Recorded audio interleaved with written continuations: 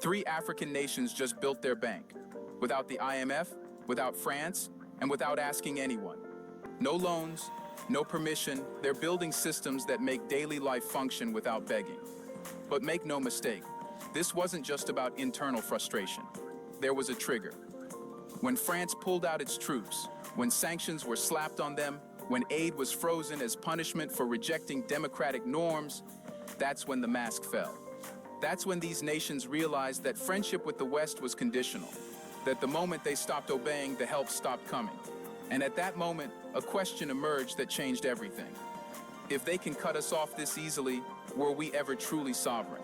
That's when the idea of the bank took root, not as a side project, but as a line in the sand. And unlike so many post-colonial promises that faded with time, this one stuck. Because it wasn't built on ideology, it was built on memory. The memory of how their economies were looted, their currencies controlled, and their futures mortgaged out through smiling diplomats and technical experts. They're not paranoid, they're remembering. So yes, they built a bank, but really, they built a wall between their future and the people who used to control it. And now, from the outside, that wall looks like a threat, because it is. Not to peace, not to develop, but to the entire system that made sure these nations never had the tools to dream without permission. They built that bank because they're done dreaming under someone else's ceiling. But what will this bank actually do? So they built it. Not just as a rejection of the past, but as a blueprint for the future. But this isn't a vanity project. This isn't a monument to revolution. The Confederal Bank for Investment and Development is designed to move money, materials, machines, and minds. It's not here to impress anyone. It's here to fix the things no one else would. For years, the West talked about infrastructure investment, yet the roads between these three countries remained dust paths and potholes. The World Bank would announce multi-million-dollar railway programs, but the only thing that moved was the consultants and their reports. Now, the Confederal Bank is stepping in where promises failed. Its first order of business, rewiring the region's bones. We're talking rail lines that connect Niger's uranium hubs to Mali's factories and onward to Burkina Faso's distribution centers. Not to Europe, not to ports for export, but to each other. Because that's the difference. This isn't about exporting raw materials for foreign profit. It's about building internal networks that serve local industry and labor. For decades, the only routes that worked were those that led resources out of Africa. The Confederal Bank's mission is to flip the flow, to link farmers to processors, miners to refiners, and products to markets within the region. It's the logistics of liberation. But this transformation won't ride on steel alone. The next battleground is energy. In a region battered by blackouts and controlled by imported fuel prices, the Confederal Bank is backing a different future. Decentralized, renewable, and locally maintained energy grids. The plan? Massive investment in solar farms, especially in zones where sunshine is abundant and energy poverty is deepest. These aren't foreign-built mega projects that require IMF supervision.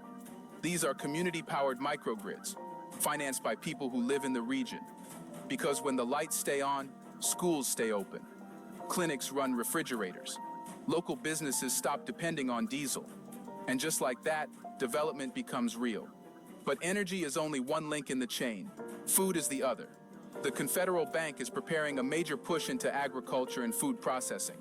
Not through foreign agribusinesses, but through local cooperatives, village-owned enterprises, and national distribution hubs. The goal is radical in its simplicity. Grow what they eat and eat what they grow. For too long, these countries have relied on imported rice, wheat, and processed goods, even when their soil could grow more than enough. Why? Because the aid system discouraged investment in food self-sufficiency. It was always cheaper to import, not because the land was unproductive, but because foreign food came with subsidies, while local farmers were left with machetes and droughts. The Confederal Bank is flipping that formula. It's giving farmers access to equipment, irrigation, storage, and processing, the entire chain. So they no longer sell tomatoes for pennies and buy tomato paste in cans from Europe. This isn't charity. This is agricultural sovereignty, and it's being built one crop, one tool, and one village at a time. And then there's the skies. Yes, even the air has been colonized. For decades, regional travel in West Africa has been dominated by foreign airlines. It's a cruel joke. To fly from one African country to another, you often have to pass through Europe. That changes now.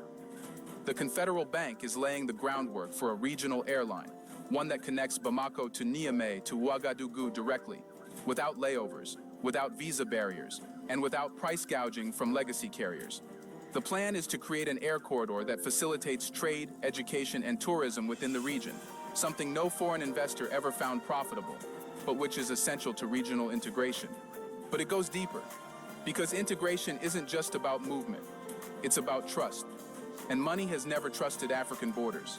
That's why the bank is developing its interoperable payment systems, digital platforms that allow businesses and individuals to send money, receive payments, and conduct cross-border transactions without using euros or dollars.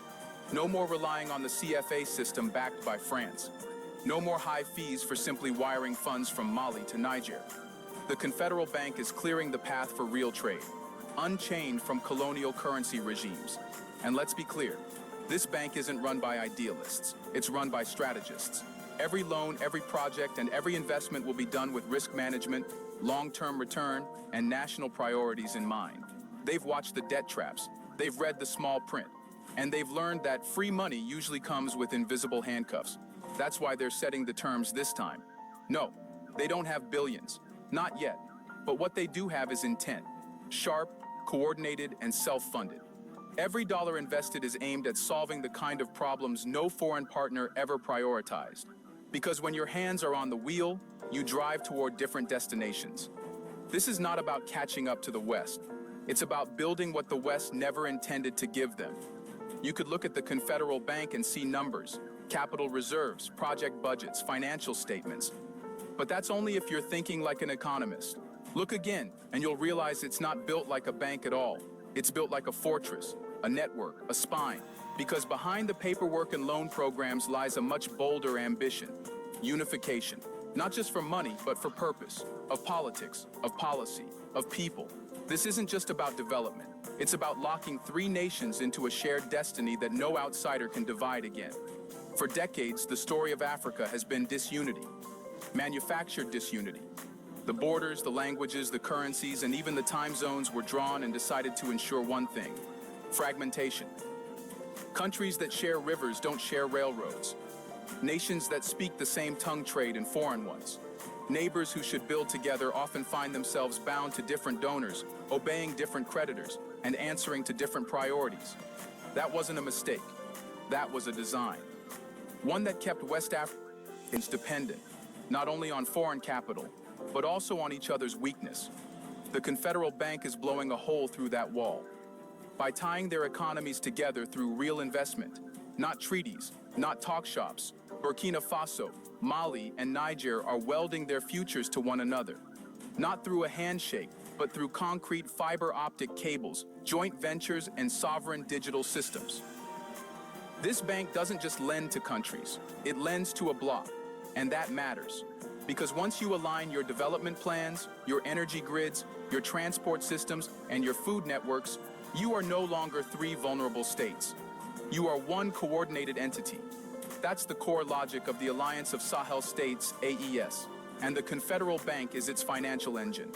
It is what turns statements into infrastructure, what turns vision into roads, what turns unity from an idea into something that lives on spreadsheets, on shipping manifests, and in the daily trade between communities that used to be strangers. In fact, if you really want to understand the weight of this moment, forget the bank for a second. Look at what it's replacing.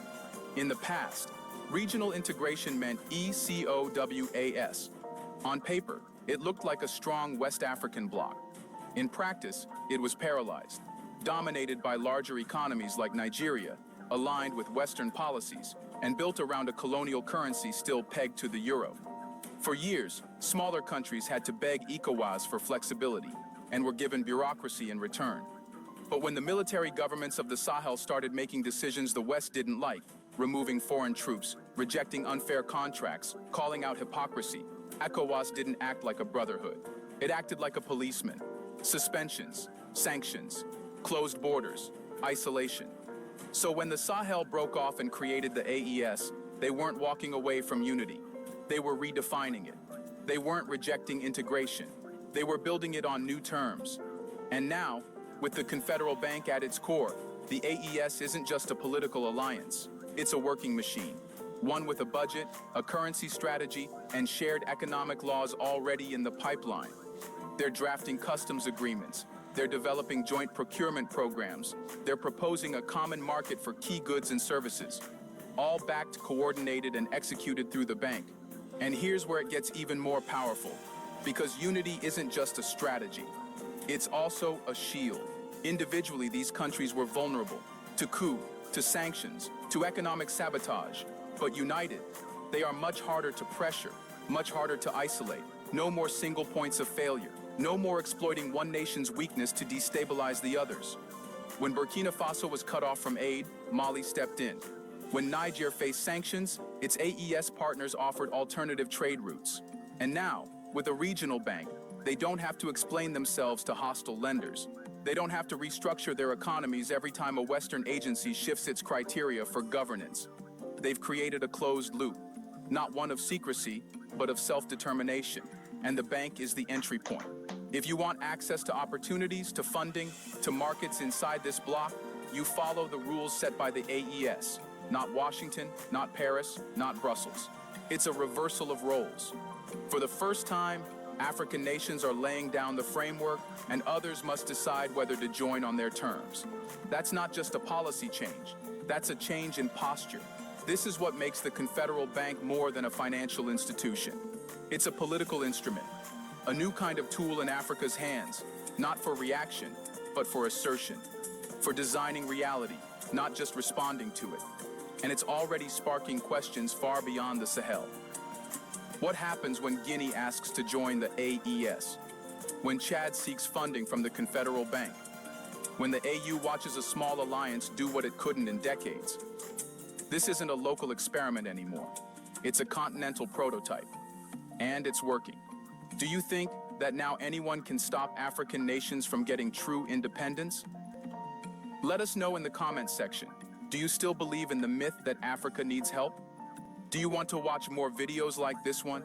If so, subscribe to our channel and press the bell icon next to it. Entangled in institutions like ECOWAS and the West African Economic and Monetary Union. But since 2023, these same countries have pulled out of ECOWAS, kicked out French troops, and started realigning their alliances. So when they say they've built a bank, it's not just a bank, it's a final step in their exit strategy, a move that signals they're not coming back. And here's where the story gets even more unsettling. Not for them, but for everyone watching. This wasn't just a response to isolation. It was a calculated escalation.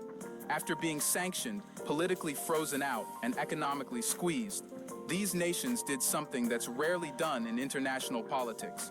They stopped reacting and started building. They didn't retaliate with threats or diplomatic outrage. They responded by creating something tangible, something that makes them less vulnerable, more independent, and harder to control. To understand the magnitude of what's happening, you have to look at what this bank replaces. For decades, development in the region has been filtered through institutions like the World Bank and the African Development Bank and donor-backed projects managed by NGOs and foreign contractors. The fine print of these partnerships often meant surrendering control, reshaping policy, and accepting oversight from those holding the purse strings. The Confederal Bank flips that script. It puts the money and the decision-making back into local hands. And this isn't a symbolic gesture. It's built to fund real projects, infrastructure, agriculture, industrial development, sectors the IMF is always too slow to support and too quick to politicize. With this bank, there's no need to prove your creditworthiness to a Western economist who's never set foot in a Sahel village. No need to meet growth targets shaped in foreign boardrooms. The only requirement is that the project serves the region, not foreign investors. The West's silence on this move speaks volumes. There's no outrage, no media blitz, no expert panels asking how this will affect the region's stability. It's almost as if pretending it didn't happen is the only strategy left. Because acknowledging this bank means acknowledging something far more dangerous than a financial transaction. It means acknowledging that Africa is capable of creating its own systems, that 3 coup countries can actually organize, cooperate, and lead. And so the Confederal Bank enters the scene not with fanfare, but with quiet defiance. It's not flashy, it's not headline hungry, but it's built to last, and more importantly, built to grow. Years of financial dependency had eroded. It was about sending a message. We're not asking anymore. They're not rejecting development. They're rejecting the model of development that made them dependent in the first place.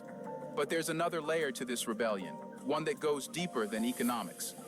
When these 3 countries formed the Alliance of Sahel States AES in 2023, the world dismissed it as a defensive pact, something to keep themselves afloat after being suspended from ECOWAS. But the AES wasn't born from desperation. It was born from alignment, a political, cultural, and ideological alignment that says Africa can no longer afford to be polite about its suffering. That's what unites Traoré, Goïta, and Chiani. They don't just govern countries, they command narratives. Narratives that refuse to be filtered through Western think tanks or donor-funded media outlets. They've made it clear. Their revolutions aren't just military, they're psychological. They're about making their people believe that waiting is over, that the era of always looking outward is finished. This bank, then, isn't a financial institution in the Western sense. It's more like a counter-narrative machine. It rewires what it means to be developed. Awaken to the Book of Enoch, the Apocrypha, the lost words of truth. This is your heritage, your light, your legacy.